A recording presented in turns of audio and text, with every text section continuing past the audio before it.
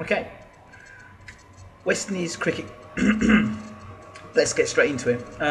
On my page, usually I'm talking about boxing, although cricket is my first love.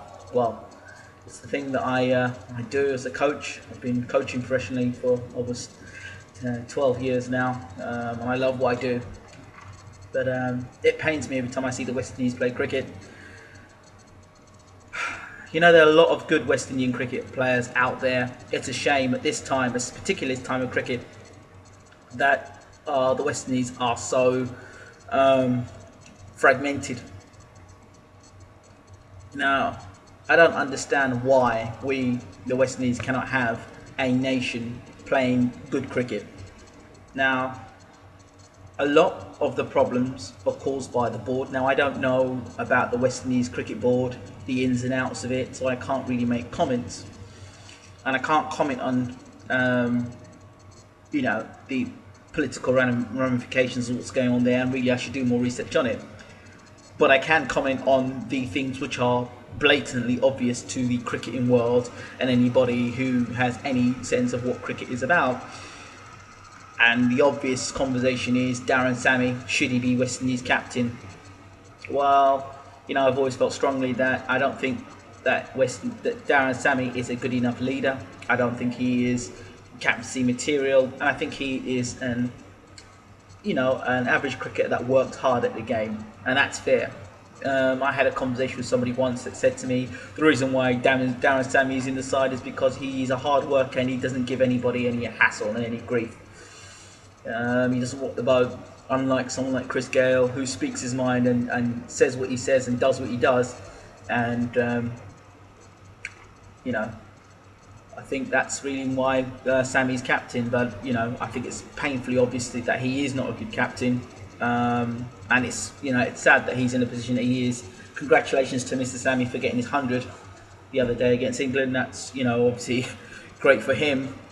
But I don't think many West Indian supporters are fans of Darren Sammy. The guy gets a lot of flack. I don't think it's his fault that he's captain. I think he's been installed there for whatever reason. But my problem is that in terms of a captain, this man, Darren Sammy, is representing the whole of the West Indies. And again, I don't have anything against Darren Sammy personally. I don't know the guy. I'm sure he's a lovely guy.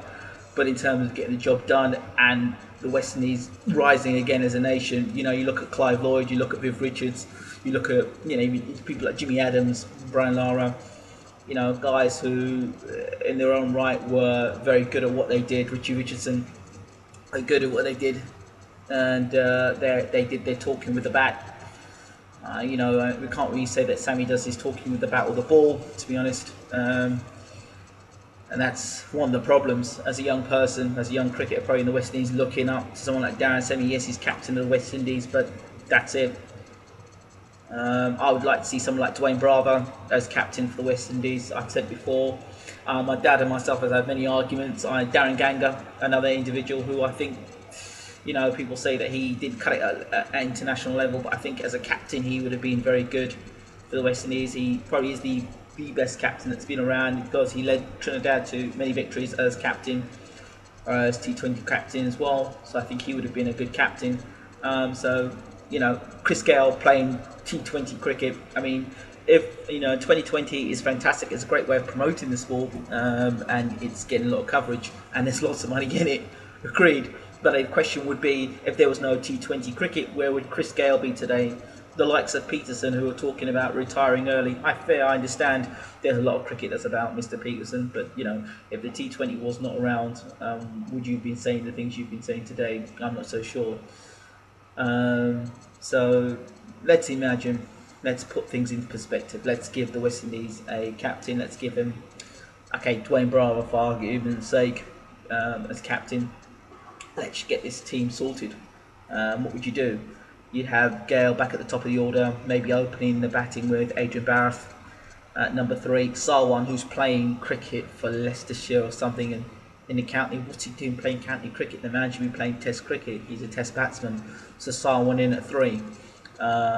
You could then bring in Darren Bravo, who I think is going to go on to become a very good batsman. So Darren Bravo could bat at 4, at 5. You've got the choice of Samuels if you want to play Samuels.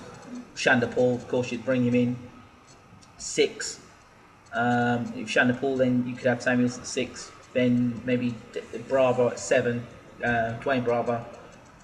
But then if you drop Samuels, then you could play Nash as the keeper batsman. He's pretty solid as well. Then you've got your bowlers. You're looking at Andre Russell, Fiddle Edwards if he's fit. I was impressed with Rampal with his bowling. I think he did a lot, bowled the ball in good areas, but I'd like to see Rampal, no disrespect to Rampal, but I'd like to see him lose a bit more weight and a bit more trim. I do question his fitness, although he bowled well. I'd be interested to see if he lost a few more pounds, what he'd be like as a fast bowler, because I think I know he bowls medium fast, but he's able to move the ball and give the England players problems at times. I'd like Roach, Kemar Roach. Question: I know he was injured.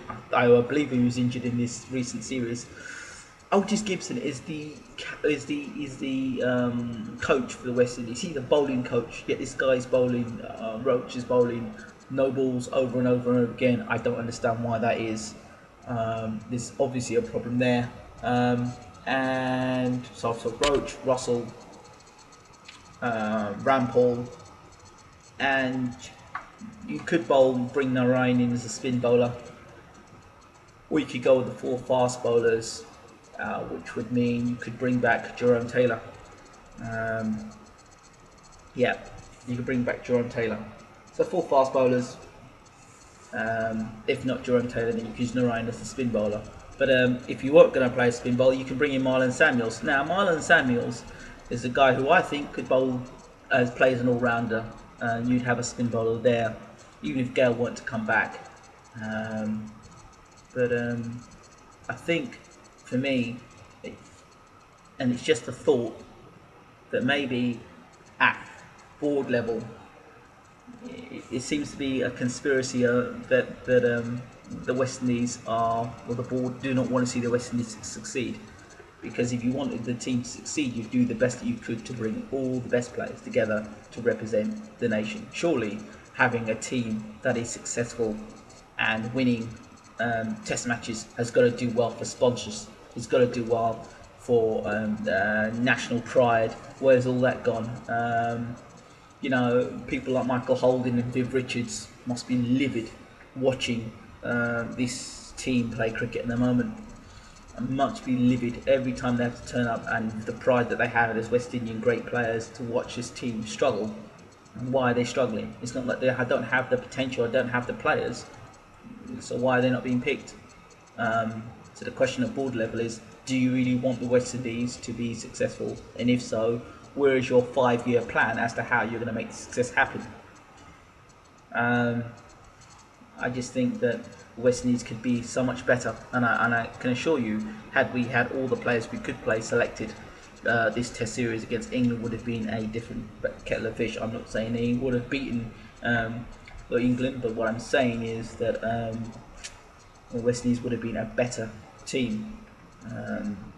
So I think that there's some issues there that need to be dealt with. Whether they'll ever get dealt with, I don't know. It's a shame. It's a real crying shame, because the West Indies at this moment, if they put those players together, could be quite a decent unit, and I think would be in the top 5 definitely in the world if you had that unit there of players together. It would be interesting, and it'd be interesting to see if you could fit the likes of Viv Richards and Desmond Haynes and all these great players, having them around the West Indies doing work. I don't know how that works. I mean, you've got Jimmy Adams over here doing cricket, doing coaching for Kent at the moment. It'd be interesting to see how he'd fit into the West Indies side. I don't know. It seems politics seems to have taken over, and pride and stubbornness seems to have taken over the point of common sense. I'm sure there are a lot of West Indian people out there, or just people around the world who are fans of West Indian cricket, that would love to have their say on the matter. I'd love to hear from you. But my question to the board, if I was asking, is okay, what is your plan? What's your next 5-year plan? How do you see the West Indies being from where they are at the moment to being the #1 team in the world. England had a vision to do it. They're the #1 team in the world. They say, I think that may be challenged by South Africa when they come over here, because South Africa won't let off England off the hook, whereas the West Indies did. Darren and Sammy talked about how the West Indies can now play 5-day cricket. It's shocking. It's disgusting. I think that this sort of standard that we're setting for ourselves is a hiding to nothing. We should be setting our standards to be the best team in the world and setting the best players out there to be the best in the world. And when you come to England, you need your best, most experienced players playing in England because of the conditions. The ball swinging around a lot. It's people like Kirk Edwards coming over to England to play against a swinging ball, and Jimmy Anderson, and even the Test match just gone. A man gets out LBW. You're in the dressing room, you're watching the game as a batsman, and you see a man get out LBW. You think, well, okay, this ball's swinging about a bit. Let me step outside my crease a bit more. Let me get my front foot forward more. Let me not jump onto my back foot. So what the next person does, he goes out and gets at LBW, and the next person gets at LBW. It's like, action replay. And what is going on in the dressing room is the coach not talking to the players and saying to him, look, you've seen two men get out LBW now. Move your foot. Do something. But they're all doing the same thing, getting trapped on the back foot. So I just think that there is some disorganisation and some issues that have been mentioned before. This is not a personal dig at anybody at the West Indies. I just think it's just a shame as a supporter and as a fan and as a cricket coach that I'd want to do more, and I'd love to help out where I could in the Caribbean. So I'm not one of these people just sit back and just say this is what needs to happen. I'd love to become a part of that, setting up on helping out in the Caribbean. I'd love to be a part of that because there's nothing better than seeing the West Indies doing well in cricket. So that's my thing. That's my thoughts. Check out the website www.bayloric BAYLORICWORLDWORDWIDE.com, which is bayloricworldwide.com. Check it out. Have a look at the work that I've been doing in local communities and the coaching I've done and the videos. I hope you enjoy them, and just subscribe to the page. And love to know where you are, if you're from the Caribbean, what your thoughts are on cricket in the West Indies, and if you could give me any more information on what's currently going on in the West Indies. Thank you very much for your time. I'm Ingram Jones. Goodbye.